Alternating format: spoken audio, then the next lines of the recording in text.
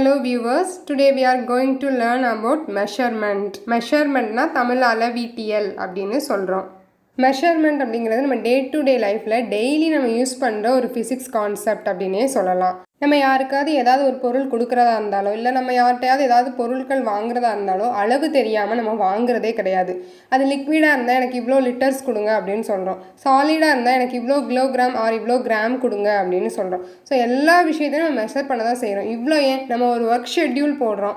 நான் 2 ஹவர்ஸ்க்குள்ளே இந்த ஒர்க்கை முடிச்சிடணும், வித்தின் செகண்ட்குள்ளே நான் இந்த ஒர்க்கை முடிச்சிடணும் அப்படின்னு எல்லாமே நம்ம லைஃப்பில் மெஷர்மெண்ட் பண்ணி தான் வாழ்கிறோம் இல்லையா? அப்போ மெஷர்மெண்ட் அப்படிங்கிறது நம்ம டே டு டே லைஃப்பில் டெய்லி யூஸ் பண்ணக்கூடிய கான்செப்ட். ஸோ இப்போ வாட் இஸ் மெஷர்மெண்ட் அப்படின்னு பார்க்கலாம். The comparison of any physical quantity with its standard unit is called measurement அப்படின்னு சொல்கிறோம். ஃபார் எக்ஸாம்பிள் இந்த பக்கம் ஒரு பேக்கெட் நிறையா சுகர் வச்சுருக்கேன். ஆனால் அதில் எவ்வளோ சுகர் இருக்குது, எவ்வளோ கிலோகிராம் சுகர் இருக்குது அப்படின்னு எனக்கு தெரியாது. பட் இந்த பக்கம் நான் என்ன வச்சுருக்கேன் அப்படின்னா ஒரு 1 கிலோகிராம் வெயிட் ஸ்டோன் வச்சுருக்கேன்.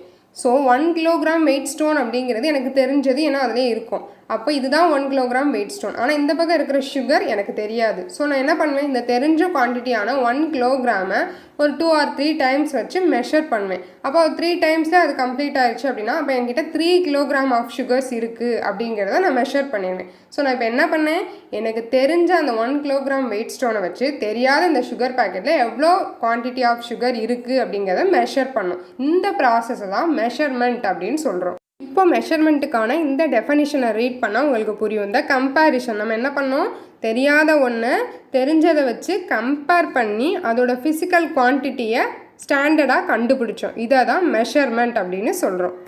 The comparison of any physical quantity with its standard unit is called measurement. Next topic, definition of physical quantity. இப்போ நான் ஒரு எக்ஸாம்பிள் சொன்னால் உங்களுக்கு ஃபிசிக்கல் குவான்டிட்டினா என்ன அப்படிங்கிறது தெளிவாக புரிஞ்சிடும். இந்த ஹேண்டில் நான் ரொம்ப நாளாக யூஸ் பண்ணிகிட்டு இருந்தேன் ஒரு சின்ன பென்சிலை வச்சுருக்கேன். இந்த ஹேண்டில் நான் இப்போ தான் வாங்கிட்டு வந்த ஒரு பெரிய பென்சிலை வச்சுருக்கேன். இந்த பென்சில் சிறுசாக தான் இருக்குது, இந்த பென்சில் பெருசாக தான் இருக்குது அப்படிங்கிறத எப்படி கண்டுபிடிக்கிறோம்? 2 பென்சிலோட லென்த்தையும் நம்ம பார்க்குறோம். அப்புறம் இந்த பென்சிலோட லென்த் அதிகமாக இருக்குது, இந்த பென்சிலோட லென்த் கம்மியாக இருக்குது அப்படிங்கிறத வச்சு தான் அது எப்படி டிஃபர் ஆச்சு அப்படிங்கிறதே நம்ம சொல்கிறோம். இந்த கேஸில் லென்த் அப்படிங்கிறதா ஃபிசிக்கல் குவான்டிட்டி. ஃபிசிக்ஸ் லாவை பேஸ் பண்ணி இருக்கக்கூடிய லென்த்துங்கிற குவான்டிட்டியை வச்சு ஒரு ஆப்ஜெக்டோட நேச்சரை நம்ம டிஃபைன் பண்ணுறோம். இதை தான் ஃபிசிக்கல் குவான்டிட்டி அப்படின்னு சொல்கிறாங்க. இந்த மாதிரி ஃபிசிக்கல் குவான்டிட்டிஸை வச்சு தான் நம்ம ஆப்ஜெக்டோட நேச்சர்ஸை மெஷர் பண்ணுறோம். ஓகேவா?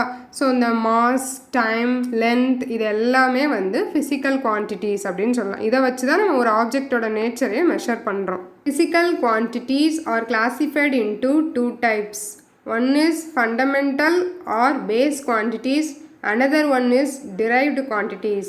Fundamental quantities அது நேம்லேயே இருக்குது. ஃபண்டமெண்டல் அதான் பேசிக், அதில் எந்த சேஞ்சஸும் இருக்காது. இப்போ நான் 10 கிலோகிராம் கொடுங்க அப்படிங்கிற சாலிட் மெட்டீரியலை 10 லிட்டர் கொடுங்க அப்படின்னு சொல்ல முடியாது. ஸோ 10 லிட்டர் சுகர் கொடுங்க அப்படின்னு சொல்ல முடியாது. ஸோ அதை 10 கிலோகிராம் ஆர் கிராமுங்கிற மாஸோட யூனிட்டில் தான் சொல்ல முடியும். ஸோ அந்த மாதிரி ஃபண்டமெண்டலாக பேசிக்காக இருக்கக்கூடிய ஸ்டாண்டர்டான குவான்டிட்டிஸ் எல்லாமே fundamental quantities. For example length, mass, time இது எல்லாமே ஃபண்டமெண்டல் குவான்டிட்டிஸ்க்கு எக்ஸாம்பிள்ஸாக சொல்லலாம். Second one derived quantities. அந்த நேம்லேயே இருக்குது, டிரைவ் பண்ணி கொண்டு வரோம். ஸோ எதுலேருந்து டிரைவ் பண்ணி கொண்டு வரோம்? ஃபண்டமெண்டல் குவான்டிட்டிஸ்லேருந்து டிரைவ் பண்ணி கொண்டு வரோம். ஃபண்டமெண்டல் குவான்டிட்டிஸை மல்டிப்ளிகேஷன் பண்ணியும் டிவிஷன் பண்ணியும் நம்ம டிரைவ் பண்ணி கொண்டு வர குவான்டிட்டிஸை தான் டிரைவ்டு குவான்டிட்டிஸ் அப்படின்னு சொல்கிறோம். ஃபார் எக்ஸாம்பிள் ஏரியான்னு எடுத்துக்கலாம். ஏரியாவோட ஃபார்முலா என்ன? Length into breadth. Length is a length, breadth is also a length. என்ன சைஸில் வேணால் டிஃபர் ஆகிருக்கும், ஆனால் பிரெத்தும் லென்த்து தான். ஸோ லென்த் இன்ட்டு லென்த் அப்படின்னு தான் போடுவோம். லென்த் அப்படிங்கிறது நம்ம ஆல்ரெடி பார்த்துட்டோம், அது ஃபண்டமெண்டல் ஃபிசிக்கல் குவான்டிட்டி அப்படிங்கிறது. அப்போ ஃபண்டமெண்டல் ஃபிசிக்கல் குவான்டிட்டியை இங்கே மல்டிபிள் பண்ணி டிரைவ் பண்ணி கொண்டு வரதுனால ஏரியா அப்படிங்கிறது டிரைவ் குவான்டிட்டிக்கு எக்ஸாம்பிள் ஆகுது. Area, volume, velocity, acceleration, force இது எல்லாமே வந்து ஃபண்டமெண்டல் குவான்டிட்டிலேருந்து டிரைவ் பண்ணுறதுனால இது எல்லாமே டிரைவ் குவான்டிட்டிஸ்க்கு எக்ஸாம்பிள்ஸாக சொல்லலாம். Next topic, definition of unit and its types. இப்போ நம்ம ஒரு ஷாப்புக்கு போகிறோம், அங்கே போய் எனக்கு 10 சுகர் கொடுங்க அப்படின்னு கேட்க முடியாது. ஒன்று 10 கிலோகிராம் சுகர் கொடுங்க அப்படின்னு கேட்கணும், இல்லை ஒரு 100 கிராம் சுகர் கொடுங்க அப்படின்னு தான் கேட்க முடியும் இல்லையா? ஸோ இப்போ நம்ம என்ன பண்ணுறோம், இன்டர்நேஷ்னல் லெவலில் அக்செப்ட் பண்ண கிலோகிராம் அப்படிங்கிற ஸ்டாண்டர்ட் மெஷர்மெண்ட்டை சுகர் அப்படிங்கிற குவான்டிட்டிக்கு கொடுக்குறோம். இதை தான் யூனிட் அப்படின்னு சொல்கிறோம். Unit R classified into 2 types. First one, fundamental unit or base unit. Second one, derived unit.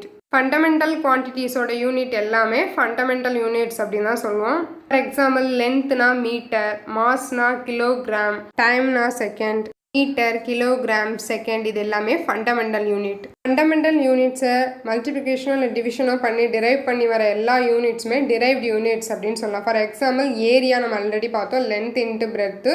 So இது லென்த்தும் லென்த்து தான், பிரெத்தும் லென்த்து தான் அப்படின்னு சொன்னோம். இப்போ லென்த்தோட யூனிட் மீட்டர் அப்படின்னு வச்சிட்டோம்னா metre into metre, metre square.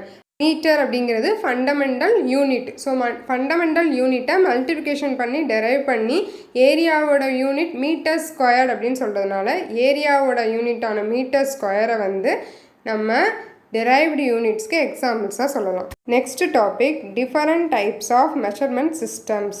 இன்றைக்கி நம்ம எஸ்ஐ யூனிட் சிஸ்டத்தை யூஸ் பண்ணிட்டு இருந்தாலும் ப்ரீவியஸாக ஆன்சியன்ட் பீரியட்லேருந்து நம்ம நிறைய மெஷர்மெண்ட் சிஸ்டத்தை தாண்டி தான் இன்றைக்கி எஸ்ஐ யூனிட் சிஸ்டத்துக்கு ஸ்டாண்டர்டாக வந்திருக்கோம். ஸோ இதுக்கு முன்னாடி எஃபிஎஸ், சிஜிஎஸ், எம்கேஎஸ் இந்த மாதிரி நிறையா யூனிட் சிஸ்டம் இருந்துச்சு. அதை பற்றி தான் இந்த டாப்பிக்கில் பார்க்க போகிறோம். FPS system. எஃபிஎஸ் அப்படின்னா அந்த ஒவ்வொரு லெட்டருக்கும் ஒவ்வொரு எக்ஸ்பேன்ஷன் இருக்குது. எஃப் அப்படின்னா ஃபுட், பினா பவுண்டு, எஸ்னா second. Foot pound second system அப்படின்னு சொல்லுவாங்க.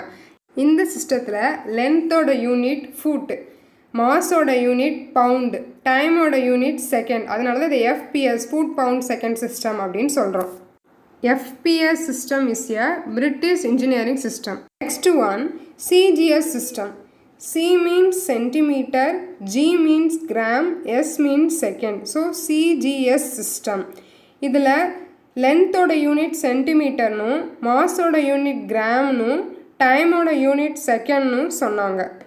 Another name for CGS system is Gaussian system. Next, MKS system. M means meter, K means kilogram, S means second. இந்த யூனிட் சிஸ்டத்தில் லென்த்தோட யூனிட் மீட்டர் அப்படின்னும், மாஸோட unit kilogram அப்படின்னும், டைமோட unit second அப்படின்னு சொல்கிறோம். Length, mass, time இந்த 3 ஃபிசிக்கல் குவான்டிட்டிஸோட யூனிட்ஸ் சேஞ்ச் ஆகிறத வச்சு தான் நம்மளோட மெஷர்மெண்ட் சிஸ்டம் எஃபிஎஸ், சிஜிஎஸ், எம்கேஎஸ்லேருந்து இன்றைக்கி எஸ்ஐ வரைக்கும் ரொம்ப ஸ்டாண்டர்டாக வந்திருக்கு. Next topic, SI unit system. சயின்டிஃபிக்காவோ, இண்டஸ்ட்ரியல் பர்பஸாவோ, கமர்ஷியலாவோ, டெக்னிக்கல் ஓரியன்டாவோ, டெக்னாலஜிக்கல் ஓரியன்டாவோ, ரிசர்ச் பர்பஸாவோ எஸ்ஐ யூனிட் சிஸ்டத்தை தான் இன்றைக்கி நம்ம ரொம்ப ஸ்டாண்டர்டாக யூஸ் பண்ணிகிட்டு இருக்கோம். எஸ்ஐ யூனிட் சிஸ்டம் இதோட எக்ஸ்பான்ஷன் என்ன அப்படின்னு கேட்டால் இன்டர்நேஷ்னல் சிஸ்டம் ஆஃப் யூனிட். இந்த எஸ்ஐ யூனிட் சிஸ்டம் ஃப்ரெஞ்சு வேர்டான சிஸ்டமே இன்டர்நேஷ்னல் அப்படிங்கிற வேர்ட்லேருந்து வந்தது. Advantages of SI unit system. ஏன் எஸ்ஐ யூனிட் சிஸ்டத்தை எல்லாருமே ரொம்ப ஸ்டாண்டர்டான யூனிட் சிஸ்டம் அப்படின்னு சொல்கிறாங்கன்னு பார்ப்போம். மற்ற எஃபிஎஸ், சிஜிஎஸ் இந்த மெஷர்மெண்ட் சிஸ்டத்துலலாம் நிறைய கன்ஃபியூஷன்ஸ் இருந்தது. அவங்க லென்த்தோட யூனிட்டை ஃபுட்டுனாங்க, இவங்க சென்டிமீட்டர் நாங்கள், இந்த மாதிரி நிறையா ஃபண்டமெண்டல் யூனிட்ஸ்லேயே நிறையா கன்ஃபியூஷன்ஸ் இருந்தது மற்ற யூனிட் சிஸ்டத்தில். ஆனால் எஸ்ஐ யூனிட் சிஸ்டத்தில் இந்த ஃபிசிக்கல் குவான்டிட்டிக்கு இதுதான் யூனிட் அப்படின்னு ரொம்ப ஸ்டாண்டர்டாக இருந்ததுனால தான் இதை ரொம்ப ஸ்டாண்டர்ட் யூனிட் சிஸ்டமாக ஃபாலோ பண்ணிகிட்ருக்கோம். அதர் மெஷர்மெண்ட் சிஸ்டமான எஃபிஎஸ், சிஜிஎஸ் இதிலலாம் ஃபண்டமெண்டல் யூனிட்ஸே ரொம்ப கன்ஃபியூஷனில் இருந்ததுனால டெரைவ்டு யூனிட்ஸ் போடும்போது ரொம்ப கன்ஃபியூஷனாக இருந்தது. ஆனால் எஸ்ஐ யூனிட் சிஸ்டத்தில் ஃபண்டமெண்டல் யூனிட்ஸ் ரொம்ப ஸ்டாண்டர்டாக இருக்கிறதுனால டெரைவ்டு யூனிட்ஸையும் நம்மளால் எந்த கன்ஃபியூஷன் இல்லாமல் ரொம்ப ஸ்டாண்டர்டாக கொடுக்க முடியுது. எஸ்ஐ யூனிட் சிஸ்டத்தில் யூனிட்ஸ் எழுதும் போது சப் மல்டிபிள் மெத்தட்ஸில் கூட எழுதலாம். அதாவது கிலோகிராம் அப்படிங்கிறதுல கிலோவுக்கு 10³ போட்டுட்டு 10³ கிராம் அப்படின்னு சப் மல்டிபிள் மெத்தட்ஸ்லையும் எழுதலாம். எல்லாமே அட்வான்டேஜஸ் ஆஃப் எஸ்ஐ யூனிட்ஸ் அப்படின்னு சொல்கிறோம். இப்போ நம்ம 4 மெஷர்மெண்ட் சிஸ்டம் பார்த்தோம். FPS, CGS, MKS and SI unit. இதில் எஃபிஎஸ்ஸை தவிர சிஜிஎஸ், எம்கேஎஸ் அண்ட் எஸ்ஐ இந்த 3 மெஷர்மெண்ட் சிஸ்டத்தையும் மெட்ரிக் சிஸ்டம் அப்படின்னு சொல்கிறாங்க. ஸோ மெட்ரிக் சிஸ்டம் என்னென்ன? CGS, MKS and SI unit system நம்ம மெட்ரிக் சிஸ்டம் அப்படின்னு சொல்கிறோம். ஏன்னா இந்த 3 சிஸ்டத்துலையும் லென்த்தோட யூனிட்டை சென்டிமீட்டர், மீட்டர் மீட்டருங்கிற வார்த்தையை பயன்படுத்துவோம். அதனால தான் இதை மெட்ரிக் சிஸ்டம் அப்படின்னு சொல்கிறோம். எஃபிஎஸ்ஸை ஏன் மெட்ரிக் சிஸ்டம்னு சொல்கிறது இல்லைன்னா அதில் லென்த்தோட யூனிட்டை ஃபூட்டுன்னு சொல்லிடுறோம். ஸோ அங்கே மீட்டருங்கிற வார்த்தையை யூஸ் பண்ணுறதில்ல, அதனால் அதை மெட்ரிக் சிஸ்டம்னு சொல்கிறதில்ல. இந்த வீடியோவில் நம்ம மெஷர்மெண்ட் அண்ட் யூனிட்ஸ் பற்றி பார்த்தோம். நெக்ஸ்ட் வீடியோவில் மெஷர்மெண்ட் ஆஃப் பேசிக் குவான்டிட்டிஸ் பார்க்கலாம். தேங்க்யூ.